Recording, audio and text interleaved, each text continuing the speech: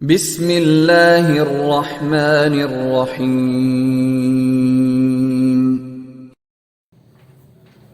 السلام علیکم ناظرین، امید ہے آپ سب خیر خیریت سے ہوں گے، ٹھیک ٹھاک ہوں گے، خوش خرم ہوں گے، اللہ تعالیٰ کی رحمتیں اور برکتیں سمیٹ رہے ہوں گے اور بالکل ٹھیک ٹھاک ہوں گے۔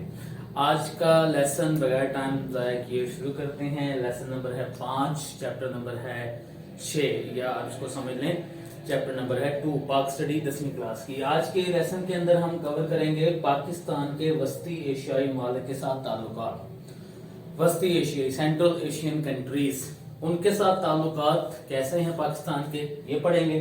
اور پھر ہم پڑھیں گے اسلامی کانفرنس کی تنظیم OIC اور Pakistan, organisation of Islamic cooperation, اس کے ساتھ جو ہمارے ریلیشنز ہیں، اس کے اندر جو ڈیفرنٹ ملک ہیں بہت سارے، ان کے ساتھ ہمارے کیا تعلقات ہیں، اس کو بھی ہم کور کریں گے۔ یہاں سے شارٹ کوسچنز ہیں ایکسرسائز میں آئے ہوئے، اور کوئی MCQs بھی امپورٹنٹ ہیں، تو پینسل اپنے ساتھ رکھیے گا، یہ سب چیزیں ہم پڑھیں گے۔ تو بغیر ٹائم ضائع کیے سٹارٹ کرتے ہیں۔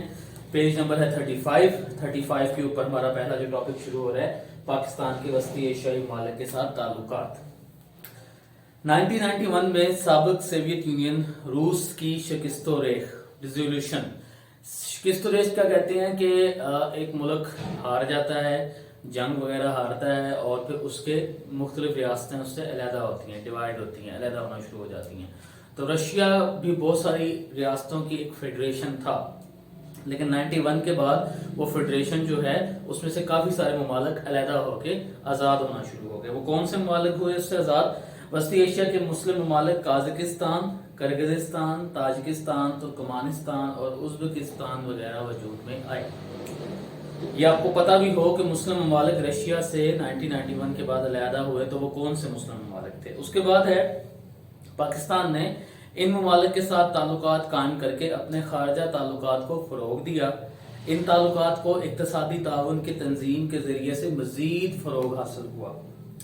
پاکستان کے ان ممالک کے ساتھ تعلقات نہ صرف مذہبی بنیادوں پر ہیں، بلکہ موجودہ دور میں مفادات کا تقاضا ہے کہ ایک دوسرے کے ساتھ تعاون کریں۔ مسلم امہ کی یہ ایک پریورٹی ہونی چاہیے کہ وہ آپس میں مل جل کر رہیں، ٹھیک ہے۔ ان ریاستوں کے پاس ساحل سمندر نہیں ہے، پہلے بھی ذکر ہو چکا ہے، یہ لینڈ لاک کنٹریز ہیں، ان کو کوئی ساحل ٹچ نہیں ہوتا، اچھا جی، جو کہ بین الاقوامی تجارت کے لیے ضروری ہے۔ انہیں یہ سہولت پاکستان فراہم کرتا ہے۔ ان ریاستوں کے پاس توانائی کے وسائل اور معدنیات ہیں جن کی پاکستان کو ضرورت ہے۔ کوئلہ، قدرتی گیس اور تیل اس خطے کے کئی علاقوں سے نکالے جاتے ہیں۔ اس خطے کے عوام کی اکثریت کا ذریعہ معاش چونکہ زراعت ہے، اس لیے بیشتر آبادی دریائی وادیوں اور نخلستانوں میں رہتی ہے۔ وادیاں جو دریا بہہ رہے ہیں اور جہاں پہاڑی علاقہ ہے تو ان نشیبی نیچے کے علاقوں میں۔ زراعت کا شعبہ غذا اور پارچہ بافی کی صنعت کے علاوہ چمڑے کی صنعت کے لیے بھی خام مال فراہم کرتا ہے۔ یہ خطہ اپنے رنگین روایتی قالینوں کے باعث بھی عالمی شہرت رکھتا ہے۔ اس کو انڈر لائن کرنا ہے کہ یہ خطہ کس لیے عالمی شہرت رکھتا ہے، اپنے قالینوں کے باعث۔ مستقبل میں امکان ہے کہ ان ریاستوں کے ساتھ پاکستان کے تعلقات میں مزید اضافہ ہوگا۔ ابھی بھی ہمارے ان کے ساتھ تعلقات ہیں، لیکن مستقبل میں ہمارے ان کے ساتھ تعلقات جو ہیں وہ مزید ڈیولپ ہوں گے۔ اس کے بعد جو ہمارا اگلا ٹاپک ہے وہ ہے اسلامی کانفرنس کی تنظیم OIC اور پاکستان، یعنی پاکستان کے OIC کے ممالک کے ساتھ کیا تعلقات ہیں، ان کے ساتھ ہمارے کیا ریلیشنز ہیں، وہ ہم نے پڑھنے ہیں جی۔ تو آرگنائزیشن آف اسلامک کوآپریشن، اس کو ہم پڑھتے ہیں۔ پاکستان نے اسلامی کانفرنس کی تنظیم OIC کے اجلاسوں میں اسلامی ممالک کے اتحاد، ہم آہنگی اور تعاون کے لیے اہم کردار ادا کیا ہے۔ پاکستان نے ہمیشہ مسلمانوں کے حق میں اٹھنے والی تحریکوں کا ساتھ دیا ہے اور اپنے موقف پر کھل کر اقوام متحدہ میں بات کی ہے۔ 1969 میں جب اسرائیلیوں نے مسجد اقصیٰ کو آگ لگائی، ایک واقعہ ہوا تھا، مسلمانوں کے جذبات کو ٹھیس پہنچانے کے لیے یہودیوں نے مسجد اقصیٰ کو فلسطین کے اندر آگ لگائی تھی۔ تو پھر کیا ہوا؟ دنیا بھر کے مسلمانوں میں غم و غصے کی لہر دوڑ گئی۔ اس کے بعد مسلم ممالک کے نمائندے مراکش کے شہر رباط میں اکٹھے ہوئے۔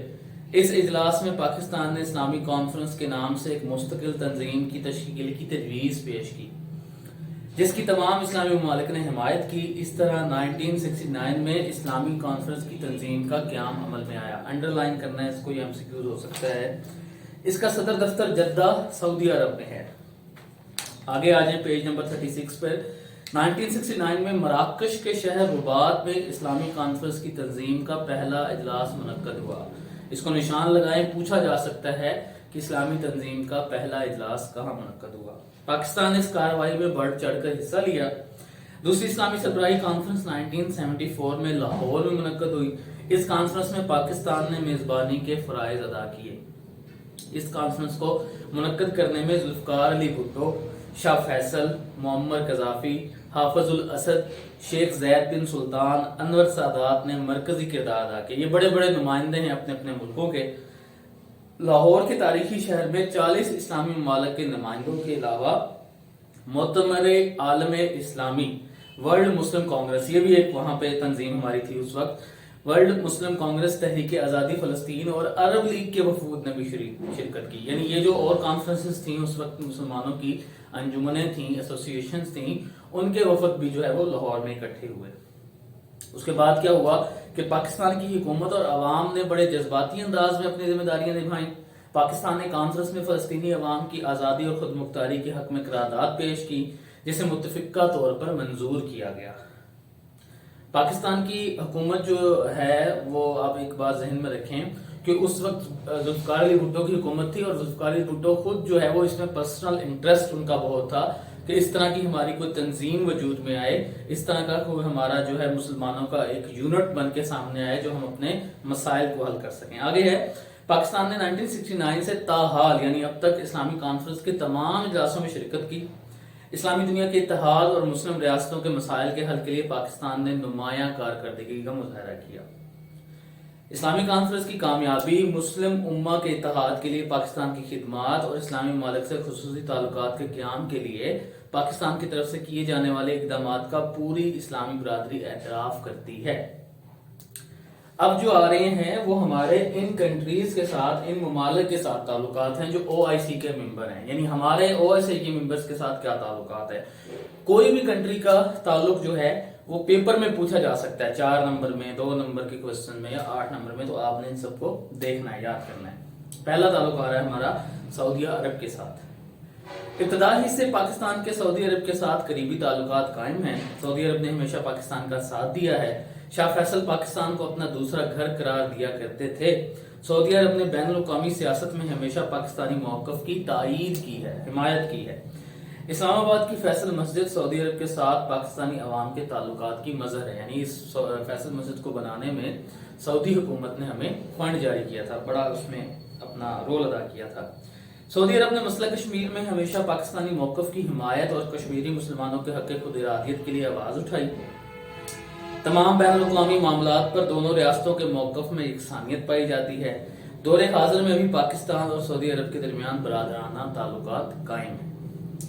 पाकिस्तान के इंडोनेशिया और मलेशिया के साथ ताल्लुकात। पाकिस्तान के इंडोनेशिया और मलेशिया के साथ भी करीबी बरादराना ताल्लुकात हैं। इंडोनेशिया और मलेशिया जनूब मशरकी एशिया में वाक़या इस्लामी ममालिक हैं।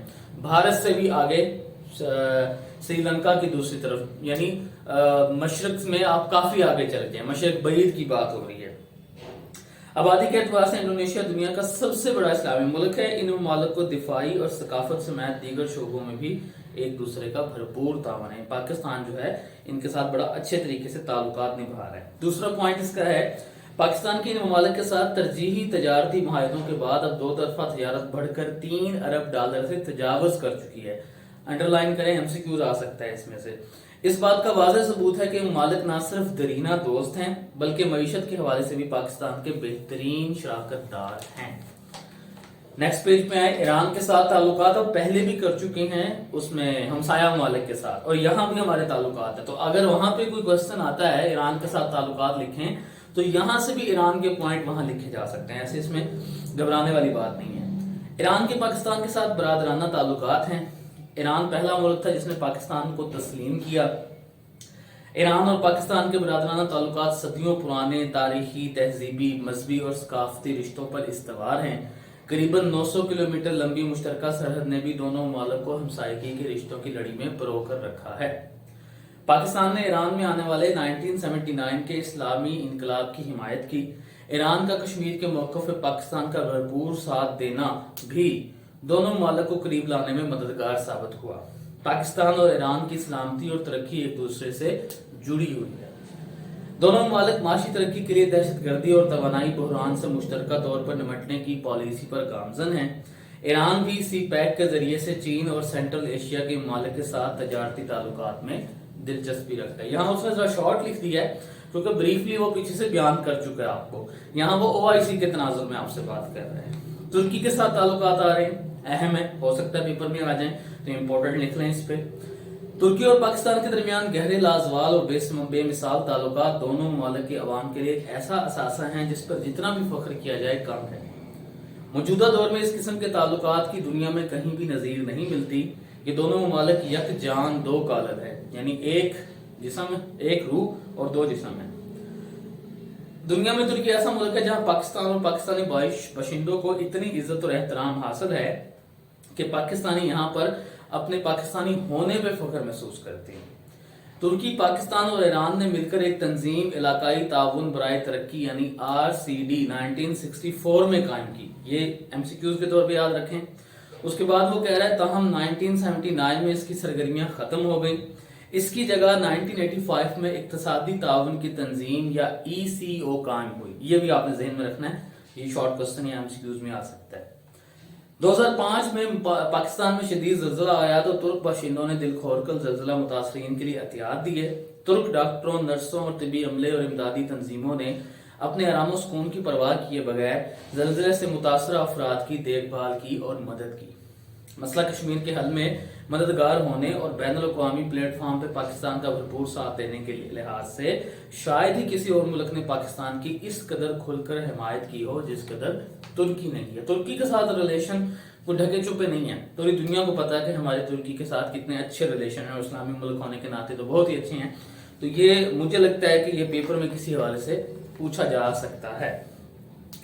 अब हम आते हैं पाकिस्तान के लीबिया, मिस्र और शाम के साथ ताल्लुकात। ठीक है, पाकिस्तान ने लीबिया, मिस्र और शाम के साथ हमेशा बरादराना ताल्लुकात को फरोग दिया। 71 की पाक भारत जंग में लीबिया, मिस्र और शाम ने पाकिस्तान के साथ बेहद हमदर्दाना रवैया रखा। मिस्र इजिप्ट, शाम जो है वो सीरिया। ठीक है, इन ममालिक ने पाकिस्तान को माली, इखलाकी और सियासी मदद दी जिससे पाकिस्तान और इन ममालिक के अवाम के दरमियान जज्बाती लगाव मजीद बढ़ा।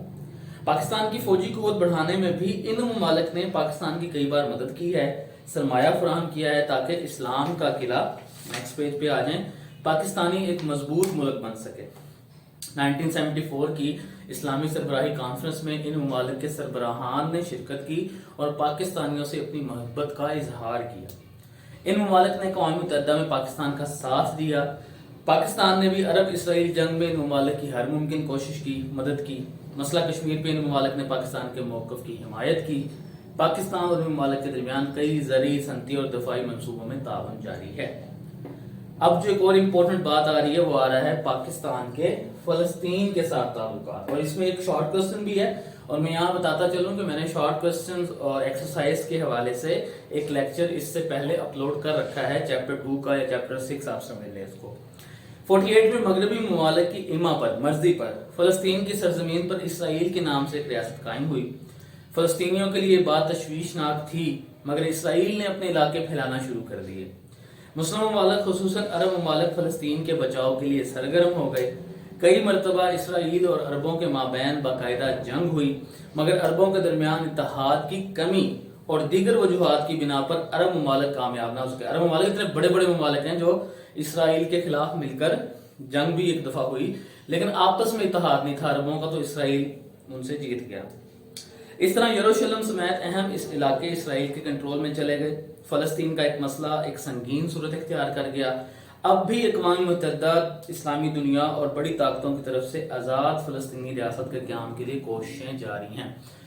फ़लस्तीन का अगर बैकग्राउंड आपको पता हो कि फ़लस्तीन एक मुकम्मल मुल्क था जिस पर पूरी दुनिया के यूरोपीय कंट्रीज और इन सब ने मिलकर ये सोचा, और यहूदियों ने, यूश ने ये बात का जो है वो प्लान बनाया कि किसी तरीके हम अपनी इस ज़मीन को, क्योंकि एक बात ज़हन में रखें कि फ़लस्तीन की ज़मीन इसराइलियों, ईसाइयों और मुसलमानों तीनों के लिए मुकद्दस है। ठीक है, हमारा किबला अव्वल है फ़लस्तीन के अंदर, मस्जिद अक्सा है, यहूदियों की दीवारें गिरिया है जिसे वो, जहाँ वो इबादत करते हैं, ईसाइयों के लिए भी वो बहुत इंपॉर्टेंट मुकाम है।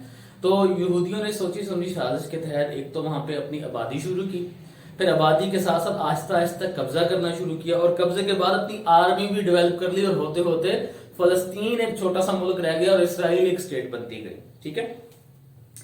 اچھا، اس کے بعد پاکستان نے آج تک اسرائیل کو تسلیم نہیں کیا. فلسطینیوں کے لیے قومی متحدہ کے فنڈ میں پاکستان نے ہمیشہ خطیر رقم جمع کرائی ہے، ان کے تعاون کے لیے بہت رقم دی ہے. عرب ممالک اور اسرائیل کے درمیان جنگوں میں پاکستان نے اربوں کی ہر ممکن سیاسی اور اخلاقی مدد کی. تنظیم آزادی فلسطین کو اسلامی سربراہی کانفرنس کی رکنیت دلانے میں پاکستان نے بنیادی کردار ادا کیا. موجودہ فلسطینی ریاست کے ساتھ پاکستان کے بہترین تعلقات قائم ہیں، اور پاکستان فلسطینیوں کے موقف کی مکمل حمایت کرتا ہے. ٹھیک ہے. آخری جو آپشن ہے ہمارا، آخری جو یہ ٹاپک ہے، پاکستان اور دیگر مسلم ممالک، یعنی ہمارے باقی مسلم ممالک کے ساتھ کیا تعلقات ہیں. پاکستان تمام اسلامی ممالک سے قریبی تعلقات کی خواہش رکھتا ہے. موجودہ دور میں پاکستان نے عالمی سیاست میں کسی بھی بلاک کا ساتھ دینے کی بجائے غیر جانبدارانہ طرز عمل اپنائے رکھا ہے. پاکستان اسلامی ممالک سے اپنے دو طرفہ تعلقات ایسے استوار کر رہا ہے کہ وہ کسی تیسرے اسلامی ملک کے خلاف نہ ہو. پاکستان کے اردن، الجزائر، مراکش، تیونس، نائجیریا، عراق، متحدہ عرب امارات، عمان اور لبنان وغیرہ کے ساتھ اچھے اور تہذیبی تعلقات قائم ہیں. دنیا میں جہاں کہیں بھی مسلمان آزادی کی جدوجہد کر رہے ہیں تو ان تحریکوں کو پاکستان کی مکمل حمایت حاصل ہے. تمام اسلامی ممالک کو دفاعی لحاظ سے مضبوط بنانے میں بھی پاکستان نے ہر ممکن مدد فراہم کی ہے. پاکستان نے عالم اسلام کے اتحاد کی کوششوں میں ہمیشہ مثبت کردار ادا کیا ہے. تو یہ تھا ہمارا آج کا ٹاپک، اور اس کو اگر دوبارہ آپ ایک نظر دیکھیں تو ہم نے سٹارٹ کیا وسطی ایشیائی ممالک کے ساتھ تعلقات، جو ہمارے سینٹرل ایشین کنٹریز ہیں، ازبکستان، ترکمانستان، قازقستان، کرغزستان. پھر ہم نے اسلامی کانفرنس کی تنظیم کے بارے میں بات کی، کیوں قائم ہوئی، کب قائم ہوئی، کون کون سے رکن ہیں، پہلا اس کا اجلاس کہاں ہوا، پاکستان میں اجلاس کب ہوا، کون کون لوگ آئے. اور پھر ہم نے سارے مسلم ممالک جو OIC کے رکن بھی ہیں، ان بڑے مسلم ممالک اور جو دیگر اسلامی ممالک ہیں ان کے ساتھ ریلیشنز کے اوپر بات کی. لیسن نمبر 5 تھا ہمارا. اوورآل اس لیسن کو دیکھا جائے تو اس میں سے ترکی کے حوالے سے کوئی کوشچن آ سکتا ہے، سعودی عربیہ کے حوالے سے کوئی شارٹ نوٹ آ سکتا ہے، لیکن پیپر کی نگاہ سے اگر اس پورے ٹاپک کو دیکھیں تو وہ اتنا زیادہ امپورٹنٹ نہیں ہے. امپورٹنٹ تو ہے، یعنی آپ اس کو آپ بی کیٹیگری میں ڈال سکتے ہیں، اے کیٹیگری میں نہیں ڈال سکتے. بی کیٹیگری کے لحاظ سے میں یہ کہنا چاہوں گا کہ یعنی وہ کوسچنز جو آپ سیکنڈ پریورٹی پہ رکھتے ہیں، تو اس لحاظ سے آپ اس کو کر سکتے ہیں. انشاءاللہ اگلے لیسن میں ہم جو ہے وہ پاکستان کے سارک ممالک کے ساتھ تعلقات کو پڑھیں گے، پھر بڑی طاقتوں کے ساتھ تعلقات ہیں وہ پڑھیں گے، اور قیام امن کے لیے پاکستان کا کردار پڑھیں گے، اور یہ چیپٹر اپنے خاتمے کی طرف جائے گا. اس چیپٹر کی ایکسرسائز میں اپلوڈ کر چکا ہوں، لنک میں ڈسکرپشن میں دے دوں گا. آپ کے کوسچنز، آپ کی آراء میرے لیے بہت مقدم ہے. لازمی کمنٹ کیا کریں، چینل کو سبسکرائب کریں، اس کو شیئر کریں لوگوں کے ساتھ. اور بہت اچھا فیڈ بیک آ رہا ہے. آپ جتنے بھی میرے ناظرین ہیں جو سبسکرائب کر رہے ہیں، جو ویورشپ دے رہے ہیں، آپ ہی میرا اثاثہ ہیں اور آپ ہی میری اسٹرینتھ ہیں. آپ پازیٹیوٹی شو کرواتے ہیں، میں ڈبل پازیٹیوٹی شو کرواتا ہوں. تو امید ہے آپ لوگ بھرپور ساتھ دیں گے. ایجوکیشن کے اوپر کوئی کمپرومائز نہیں ہونا چاہیے، ایجوکیشن پریورٹی ہونی چاہیے، اس کے بعد باقی ساری چیزیں ہونی چاہیے.